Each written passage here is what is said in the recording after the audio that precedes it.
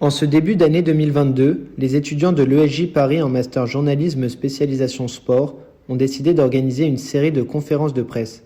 Située au 107 rue de Tolbiac à Paris dans le 13e arrondissement, Pralin Bonnet est le premier à se plier à cet exercice dans une salle de conférence aménagée pour l'occasion. Les règles sont simples. Les étudiants disposent d'une dizaine de minutes de temps de parole pour s'exprimer face à la promotion du master. Le choix du sujet est libre et ne concerne pas nécessairement l'actualité sportive. Bonjour à toutes et à tous, c'était l'événement du week-end, vous n'avez pas pu passer à côté. Le combat entre Francis Ngannou et Cyril Gane pour le titre des poids lourds à l'UFC.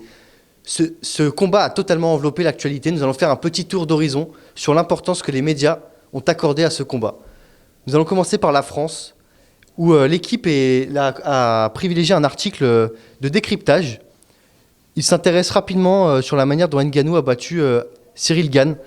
Le journal explique par exemple que le Camerounais a utilisé ses qualités de lutteur en amenant le Français au sol à partir de la quatrième reprise pour lui imposer donc ses qualités au sol et prendre l'avantage sur Cyril Gane qui est plus agile et plus endurant que son adversaire. Du côté du Parisien, on utilise un petit peu le même système.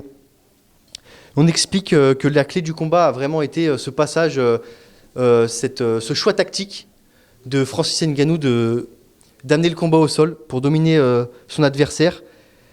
Et on explique aussi en fin d'article que Ngannou a pour objectif d'entrer à la boxe pour affronter Tyson Fury, alors que certains attendraient peut-être plutôt qu'il fasse une revanche contre Cyril Gane. Donc c'est une affaire à suivre.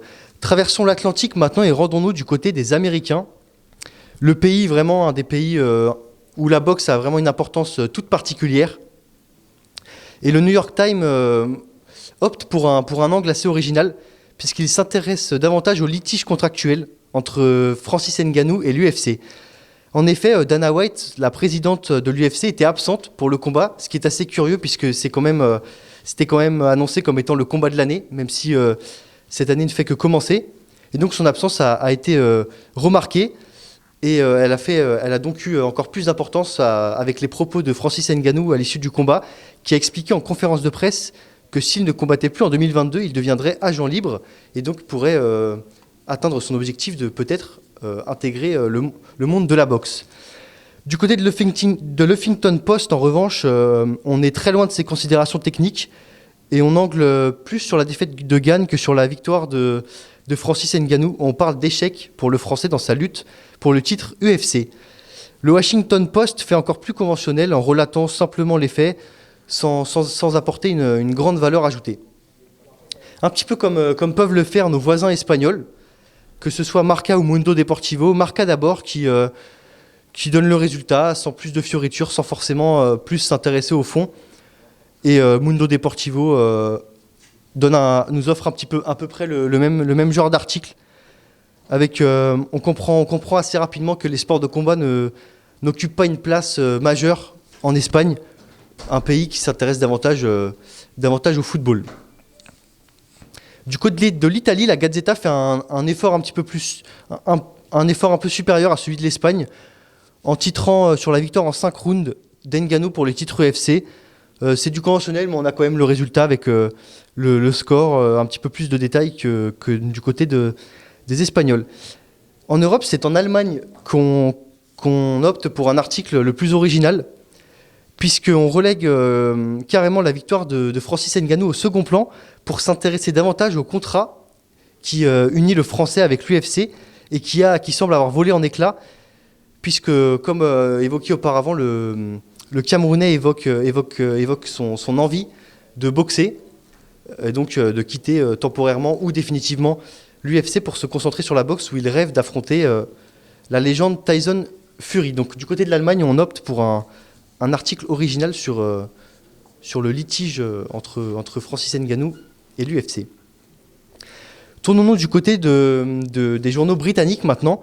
Eux aussi, des spécialistes plutôt de la boxe, puisque c'est un pays où la boxe a vraiment une importance particulière. Pas autant que le football, mais ça a quand même une place assez conséquente. Le Guardian donne le résultat du match précis avec le score, les points distribués par les juges, mais il n'y a pas forcément plus de détails que ça. Et pour le Sun, en revanche, on angle sur quelque chose qu'on n'avait pas encore vu jusqu'à maintenant, c'est-à-dire sur la victoire du Camerounais, mais blessé. On évoque que la victoire de Francis Ngannou qui a remporté le combat avant de dévoiler une horrible blessure au genou.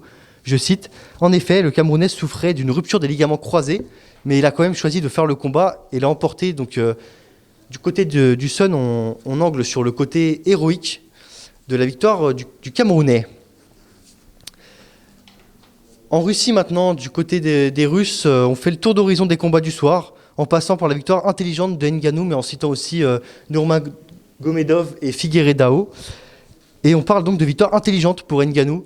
Le côté tactique du Camerounais, sa lutte au sol, un combat plus tactique où l'intelligence du Camerounais a fait la différence, alors que ses qualités premières sont plutôt la force. Mais il s'est servi de cette force et l'a mis au service de son intelligence pour opter pour un choix tactique qui a finalement payé. Du côté du Brésil, là aussi, allons au pays du football et rendons-nous compte que les Brésiliens accordent aussi une belle importance au sport de combat. Et ce sont les qualités de lutteur, encore une fois, de Francis Ngannou qui sont louées. Eux qui le décrivent comme le roi du chaos ont loué ses qualités de lutteur pour l'emporter. Francis Ngannou a l'habitude de remporter tous ses combats par KO. Cette fois-ci, il n'a pas réussi à mettre KO son adversaire, mais il ne s'est pas démobilisé. Il a employé une autre tactique, il a été patient et il a finalement emporté au point en imposant ses qualités de lutteur. Et c'est comme ça qu'il a réussi à faire basculer un combat qui était pas forcément le mieux engagé pour lui, puisque dans les tout premiers rounds, il était légèrement dominé. Enfin, rendons-nous du côté de la presse locale en Afrique, avec la presse camerounaise, qui vraiment salue un petit peu son héros, une fierté nationale, même si on peut rapidement se rendre compte, que ce soit dans le Cameroun Tribute ou dans le Journal du Cameroun, qu'avec cette CAN qui a lieu au Cameroun, l'UFC est plutôt relégué dans un second plan, même si on est fier évidemment de la victoire d'Ngannou, mais disons qu'au niveau du timing, ce combat ne tombe pas forcément au meilleur moment pour que le Camerounais puisse prendre la place de l'actualité. Dans le Cameroun Tribute, on angle sur le nouveau titre du champion du monde poids lourd de Francis Ngannou, le 2e d'affilée. Il conserve son titre.